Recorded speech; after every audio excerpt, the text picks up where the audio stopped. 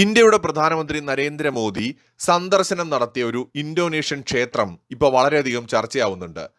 Prambanan എന്ന് പറയുന്ന ഈ ഒരു ക്ഷേത്രം ഹൈന്ദവ ക്ഷേത്ര സമുച്ചയമാണ്. ഇവിടെ നരേന്ദ്രമോദിയും പ്രസിഡന്റും സന്ദർശനം നടത്തുകയും ഇതിന്റെ നവീകരണ സംരക്ഷണ പ്രവർത്തനങ്ങൾക്കുള്ള സംയുക്ത പദ്ധതിക്ക് തുടക്കം കുറിക്കുകയും ചെയ്തിട്ടുണ്ട്. ഇന്ത്യയിൽ പലർക്കും ഇപ്പോഴും ഈ ഇന്തോനേഷ്യ എന്ന് പറയുന്ന രാജ്യത്ത് ഇത്തരം ക്ഷേത്രങ്ങൾ ഉള്ളതിനെ കുറിച്ച് അറിയില്ല എന്നത് അത്ഭുതപ്പെടുത്തുന്ന കാര്യമാണ്. ഇന്തോനേഷ്യ ഒരു ഇസ്ലാമിക രാജ്യമാണെങ്കിലും അതിന്റെ ചരിത്രം വളരെ കൗതുകമുള്ളതാണ്. ഈ പ്രംബാനൻ ക്ഷേത്രം എന്ന് പറയുന്നത് വളരെ പഴക്കമുള്ള ക്ഷേത്രങ്ങളിലൊന്നാണ്. ഇതിന്റെ ചരിത്രം പരിശോധിക്കുമ്പോൾ സഞ്ജയ രാജവംശത്തിന്റെ സുവർണകാലത്ത്, അതായത് ഏകദേശം AD 850 ഈ ക്ഷേത്രം നിർമ്മിക്കപ്പെട്ടത്. AD 850 എന്ന് പറയുമ്പോൾ 1200 വർഷത്തോളം പഴക്കമുള്ളൊരു ക്ഷേത്രമാണ്. ഇതൊരു ഹൈന്ദവ ക്ഷേത്രം തന്നെയായിരുന്നു.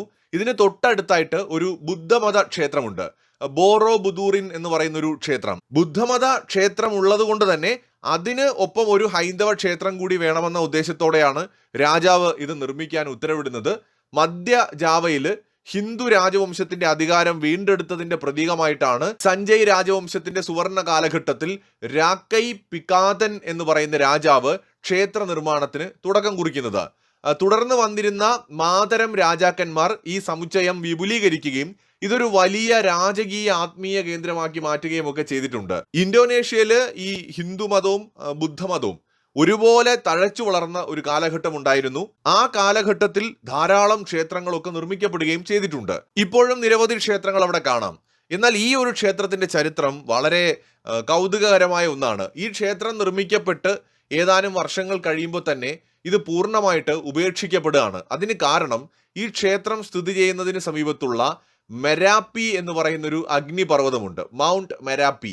ഈ അഗ്നിപർവ്വതത്തിലുണ്ടായ വലിയൊരു സ്ഫോടനം കാരണവും രാഷ്ട്രീയ മാറ്റങ്ങളും കാരണം രാജകൊട്ടാരം കിഴക്കൻ ജാവയിലേക്ക് മാറ്റപ്പെട്ടു. അങ്ങനെ പതിയെ ഈ ക്ഷേത്രം ഉപേക്ഷിക്കപ്പെടുകയാണ്.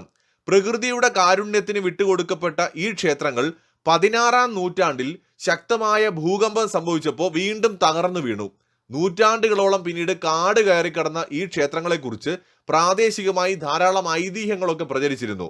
പിന്നീട് 1733 CA ലോൺസ് എന്ന ഡച്ചുകാരനാണ് ഈ ക്ഷേത്രത്തിന്റെ അവശിഷ്ടങ്ങൾ വീണ്ടും കണ്ടെത്തുന്നത്.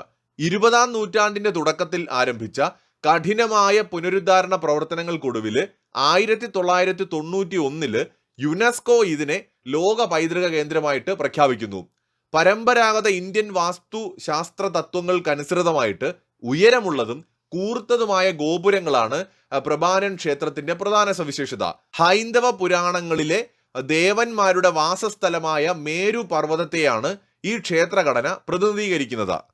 ഈ ക്ഷേത്ര സമുച്ചയത്തിന്റെ കേന്ദ്ര ഭാഗത്ത് ത്രിമൂർത്തികൾക്കായിട്ട് സമർപ്പിച്ചിരിക്കുന്ന പ്രധാന 3 ഗോപുരങ്ങളൊക്കെ കാണാൻ കഴിയും. വളരെ മികച്ച ഒരു വാസ്തുവിദ്യ തന്നെയാണ് ഈ ക്ഷേത്രത്തിന് കാണാൻ കഴിയുന്നത്. ഏകദേശം 47 മീറ്റർ ഉയരമാണ് ഇതിലെ ശിവക്ഷേത്രത്തിന് ഉള്ളത്. 33 മീറ്റർ ഉയരമുള്ള ബ്രഹ്മക്ഷേത്രവും 33 മീറ്റർ ഉയരമുള്ള വിഷ്ണു ക്ഷേത്രവുമാണ് ഇവിടെ പ്രധാനമായി കാണാൻ കഴിയുന്നത്. ഈ പ്രധാന ക്ഷേത്രങ്ങൾക്ക് ചുറ്റുമുള്ള മതിലുകളിൽ മനോഹരമായ കൊത്തുപണികളൊക്കെ കാണാം. ഈ കൊത്തുപണികൾ എന്ന് പറയുമ്പോൾ ഇതില് രാമായണത്തിന്റെ കഥ പൂർണ്ണമായിട്ട് വായിച്ചെടുക്കാൻ കഴിയുന്ന ശില്പങ്ങളൊക്കെ കാണാം. സീതാ അപഹരണവും ഹനുമാന്റെ ലങ്കാദഹനവും രാവണവധവും ഉൾപ്പെടെയുള്ള രംഗങ്ങൾ അതിമനോഹരമായി കല്ലുകളിൽ കൊത്തിവെച്ചിട്ടുണ്ട്. ഈ പുരാതന ബന്ധത്തിന്റെ ഓർമ്മപ്പെടുത്തലായിട്ട് ഇന്നും ക്ഷേത്രത്തിന് സമീപമുള്ള ഓപ്പൺ തിയേറ്ററിൽ പൗർണമി രാത്രികളിൽ പരമ്പരാഗത നൃത്ത നാടകങ്ങളൊക്കെ അവതരിപ്പിക്കാറുമുണ്ട്. അപ്പോൾ ഈ ഒരു ക്ഷേത്രം പൊതുവെ ഇന്ത്യക്കാർക്ക് ഇന്തോനേഷ്യയുടെ ചരിത്രം അറിയാത്ത ഒരുപാട് പേരുണ്ട്. സോ അവര് അത്ഭുതത്തോടെയാണ് നോക്കുന്നത്, ഇന്തോനേഷ്യ ഇസ്ലാമിക രാഷ്ട്രമല്ലേ, അവിടെ ഒരു ക്ഷേത്രം എങ്ങനെ വന്നു? ഒന്നല്ല, ധാരാളം ക്ഷേത്രങ്ങളുണ്ട്. ഇന്തോനേഷ്യ തീർച്ചയായിട്ടും വളരെ പ്രധാനപ്പെട്ട ഒരു ഇസ്ലാമിക രാഷ്ട്രമാണ്. പക്ഷെ അവരുടെ പ്രത്യേകത എന്താണെന്ന് വെച്ചാൽ, ഇസ്ലാമിക രാഷ്ട്രമാണ് എന്ന് പറയുന്നതിനോടൊപ്പം തന്നെ അവരുടെ സംസ്കാരത്തെയും പാരമ്പര്യത്തെയും ചരിത്രത്തെയും ഒന്നും അവിടെ നിന്ന് മായ്ച്ചു കളയാൻ ശ്രമിച്ചില്ല. പകരം അതിനെയൊക്കെ സംരക്ഷിക്കുകയാണ് ചെയ്യുന്നത്. അവർ ഇസ്ലാം സ്വീകരിച്ച ഒരു സമൂഹമാണ്.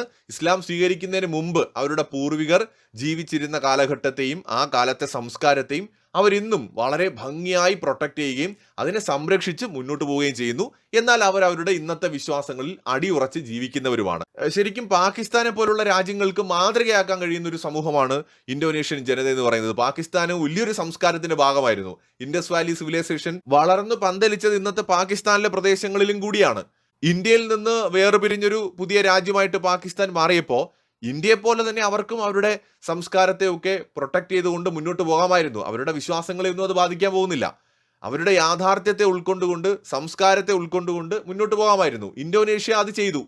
അതുകൊണ്ട് ഇന്നും ഇന്തോനേഷ്യ വളരെ പ്രസിദ്ധമായ ഒരു രാജ്യമായിട്ട് നിലനിൽക്കുന്നു. അവിടെ വലിയ ശാന്തതയുണ്ട്.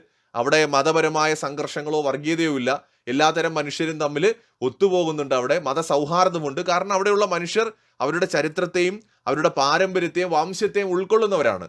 അവർക്കിടയിൽ കുറേ ആളുകൾ ഇസ്ലാം മത വിശ്വാസികളാണ്. കുറേ ആളുകൾ എന്ന് പറയുമ്പോൾ മെജോറിറ്റി ഇസ്ലാം മത വിശ്വാസികളാണ്. വളരെ പീസ്ഫുള്ളായിട്ട് ഇസ്ലാം സമൂഹം കഴിയുന്ന ഒരു രാജ്യം കൂടിയാണ് ഇന്തോനേഷ്യ. അവിടെ ഏറ്റവും അധികം ടൂറിസ്റ്റുകൾ എത്തുന്ന ഒരു പ്രദേശമാണ്. പ്രത്യേകിച്ച് ഈ ഇന്ത്യൻ കൾച്ചറുമായിട്ട് ബന്ധപ്പെട്ട് അവശേഷിപ്പുകൾ ഇപ്പോഴുമുള്ള ഐലൻഡുകളിൽ ധാരാളം ടൂറിസ്റ്റുകൾ എത്താറുണ്ട്. അതേസമയത്ത് പാകിസ്ഥാനോ, ടൂറിസത്തിന് ഉൾപ്പെടെ അനന്ത സാധ്യതകൾ ഉണ്ടായിരുന്ന പാകിസ്ഥാൻ തെരഞ്ഞെടുത്ത മാർഗം മറ്റൊന്നായിരുന്നു. അവര് തീവ്രമായ അവരുടെ സംസ്കാരത്തെ തച്ചുടച്ചിട്ടാണ് പുതിയ ഒന്നിനെ സ്ഥാപിച്ചെടുക്കാൻ ശ്രമിച്ചത്. അതോടെ അവരുടെ രാജ്യത്തിന്റെ നാശത്തിന് തുടക്കമായി. ഇന്ന് പാകിസ്ഥാൻ ഇസ്ലാമിക ലോകം പോലും ആണവായുധം ഉള്ളത് കൊണ്ട് മാത്രം സഹിക്കുകയാണ്. ഇല്ലെങ്കിൽ എന്നേ മാറ്റി നിർത്തിയേനെ. ആണവായുധമില്ലാത്തൊരു പാകിസ്ഥാന് ഒരു വിലയും ഈ ലോകത്തുണ്ടാകുമായിരുന്നില്ല. അപ്പോൾ പാകിസ്ഥാൻ ശരിക്കും മാതൃകയാക്കാൻ പറ്റുന്നൊരു രാജ്യമാണ് ഇന്തോനേഷ്യ എന്ന് പറയുന്നത്. ഇന്ത്യയുടെ പ്രധാനമന്ത്രി പോയത് ആ ഇന്തോനേഷ്യയിലെ ആ ഒരു ക്ഷേത്രത്തിലാണ്. അതാണ് ഇപ്പോൾ വലിയ രീതിയിൽ ചർച്ചയാവുന്നത്. മറ്റൊരു വീഡിയോയുമായി വീണ്ടും കാണാം.